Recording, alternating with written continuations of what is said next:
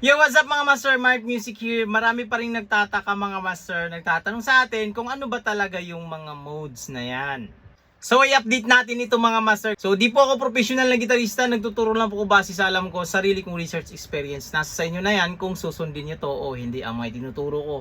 Let's go!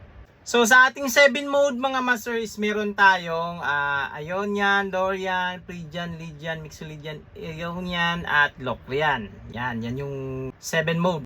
Yan yung kanilang formula kung paano ginawa. Kasi tandaan nyo mga buti mga master, yung ating mga mode, hinango lang din yan on sa ating foundation scale na major scale. Sample na lang sa ating Dorian. So ginawang flat, third at flat 7 yung number 3 at number 7, kumbaga inatras. Yun yung ibig kong sabihin mga master. Ang base talaga nila, yung pinaka base, kasi foundation natin yung major scale. Pero kung napapansin nyo dyan, sa ating Ionian is hindi nagbago kasi actually yung ating Ionian major scale din yan. Pero mamaya ako na ipaliwanag sa inyo mga master kasi ibang iba kasi ang mode talaga. Meron din tayong tinatawag na 7 diatonic modes. Yan, dito muna tayo sa 7 diatonic modes.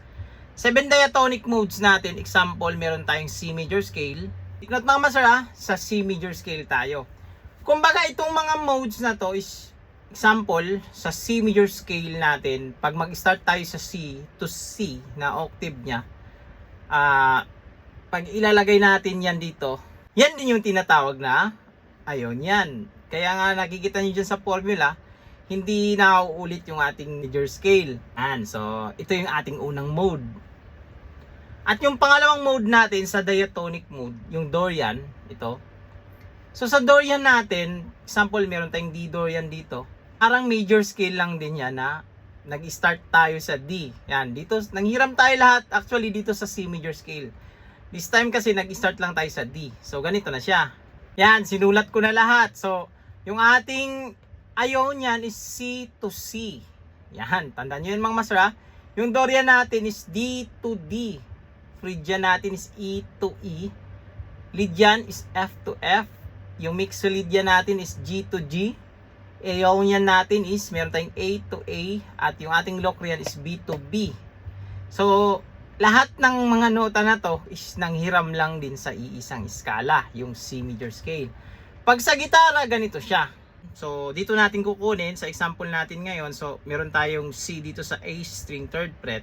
So, tandaan nyo mga master yung C major scale natin ha. Dito tayo, meron tayong 3rd fret, D, 5th fret, E, meron tayong 7th fret, F, 8th fret, 10, dito yung G, 12, dito yung A, then 14, nandito yung B. Yan yung ating C major scale. C, D, E, F, G, A, B. Then octave C sa 15th fret. Yan, pero syempre kasi 7 lang yung kailangan natin. Hanggang dito lang tayo magtapos sa 14th fret. Yan.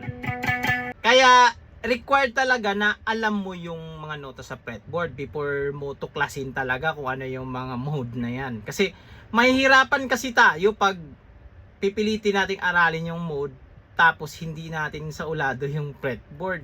So napakahirap nun sa parte natin. Kumbaga meron namang nagtuturo. Example, ito yung ating D Dorian. So ipipick mo lang yan pero later on hindi mo rin alam kung paano i-apply. So yun siya mga master. So balik tayo sa ating topic. So example, kukunin ko yung skala ng C. Dito lang muna ako mag-start from C to C.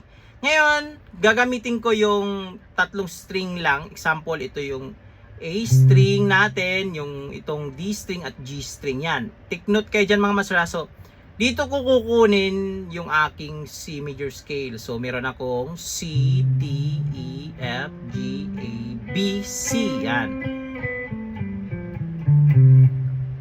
Take note dito sa aking index finger mga master yan. Kasi ito yung Ionian. Yan. Take note mga master Ionian na tayo. Pero nasa isang skala lang tayo yung C major scale. Kasi 7 diatonic mode tayo. So Ionian tayo. Meron tayong C, D, E, F, G, A, B, C. Yan. Pag Dorian, so itong index ko ilalagay ko sa D.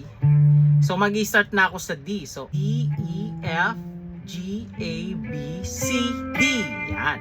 From D to D. Yan yung ating D door. Yan. So tignan nyo naman ito mabuti mga master yung aking index. So nandito na tayo sa 7th fret. E. E naman tayo mag-start.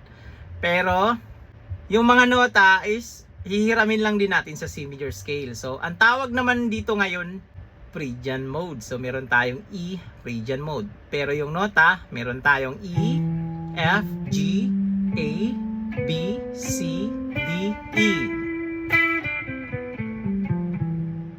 O, di ba? Then sa ating F, ito, usod tayo sa 8th fret, meron tayong F Lydian. So meron tayong F, G, A, B, C, D, E, F. At yung ating 10th fret, nandito yung ating G. Yan yung ating Mixolydian. So meron tayong G, A, B, C, D, E, F, G. At yung ating 12th fret, ito yung ating Ionian. So yan, nabubulol talaga ako sa Ionian na yan mga master. So ito, yung kanyang skala, meron tayong A, B, C, D, E, F, G, A. O yan din yung tinatawag nating A minor scale. So dito na tayo sa pang last, yung Locrian. So meron tayong B dito sa 14th fret, A string. So from B to B naman. So B, C, D, E, F, G, A, B. Yan. Yan. Tapos pwede mo na lang gawin dito yung octave mo ng Ionia. So kung napapansin nyo mga master, di ba, halos magkakatunog sila. Kasi iisang skala lang sila. Example, meron tayong backing track. Meron tayong C na chord na naka-drone. So, ang gagawin ko is i-play ko yung 7 mode dito sa ating backing track ngayon. So,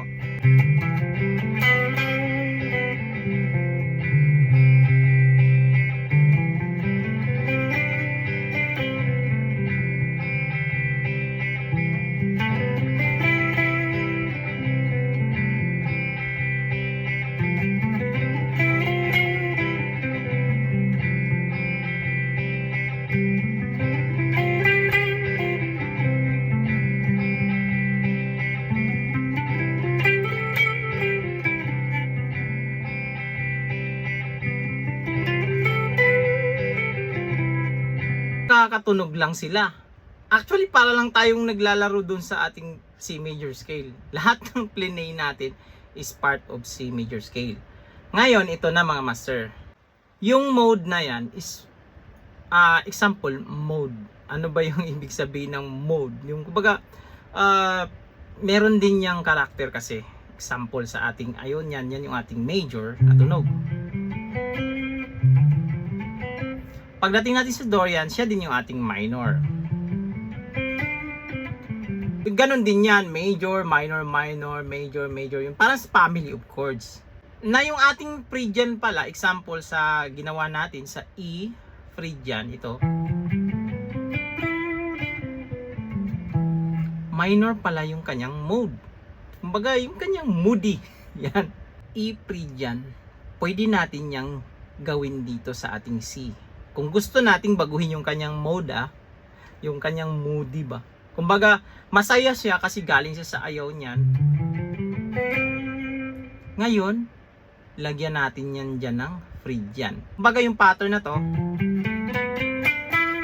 yan, index, middle, pinky, index, ring, pinky, index, ring. Yan. Ilalagay natin siya dito sa ating C. So ngayon, ang mangyayari dito sa ating C kanina na Ionian, na meron siyang masayang mode. Yan, kasi major siya. Gawin natin siyang malungkot. Gawin natin siyang C Phrygian. So, bahin na natin yung kanyang formula sa C. Tayong C, tapos inatras natin yung second. So, ito ay D flat na lang. Yan.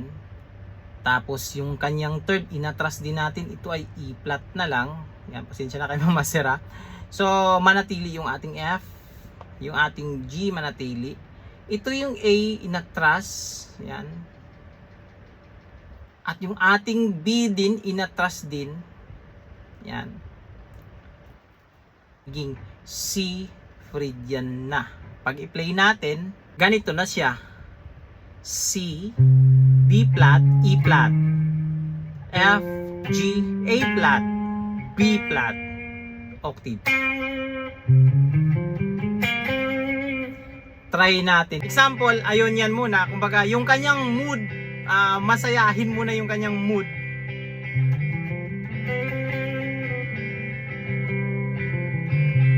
At tignan mga master, yung ating mga skala sa ating mga mode is pwede rin natin yung ilalaro. Hindi lang kagaya nito, ganyan.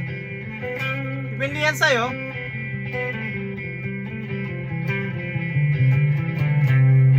Si-sequence mo lang.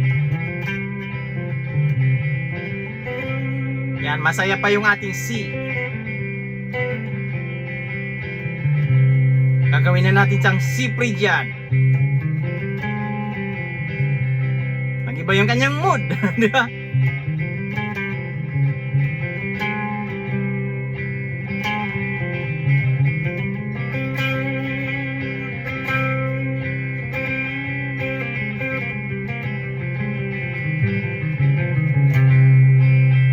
So, gagawin natin siyang masaya ulit, pero ibang mode yung gagamitin natin.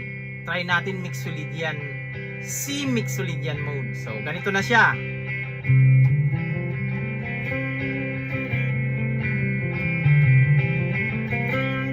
Masaya siya kasi major yung ating Mixolydian eh.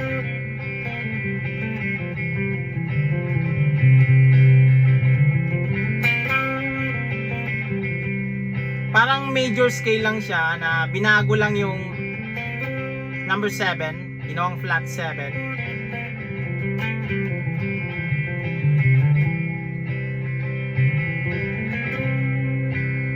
Balik natin siya sa pagiging malungkot. So hanap tayo ng skala na malungkot dyan. So Dorian, gawin natin siyang C Dorian. So ito muna, Mixolydian, C Dorian na.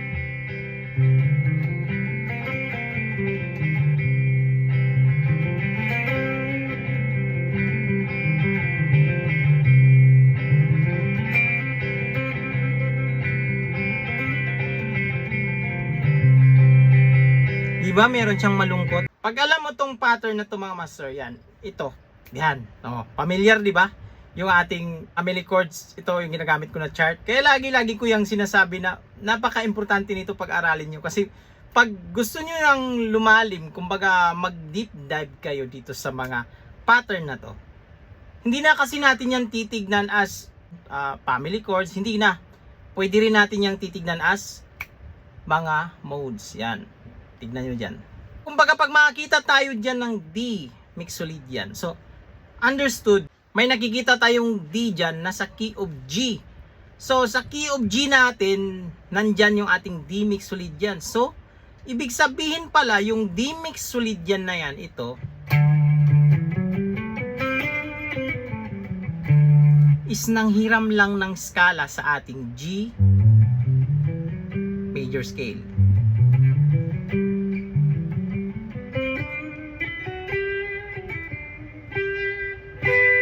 O isa pa, pag makakita kayo ng A Dorian, so A Dorian, titignan nyo yung mga Dorian dyan saan. So meron tayong A Dorian is nandyan sa ating G major scale. So another pala, pag sinabing A Dorian is nasa sakop lang din pala yan ng ating G major scale.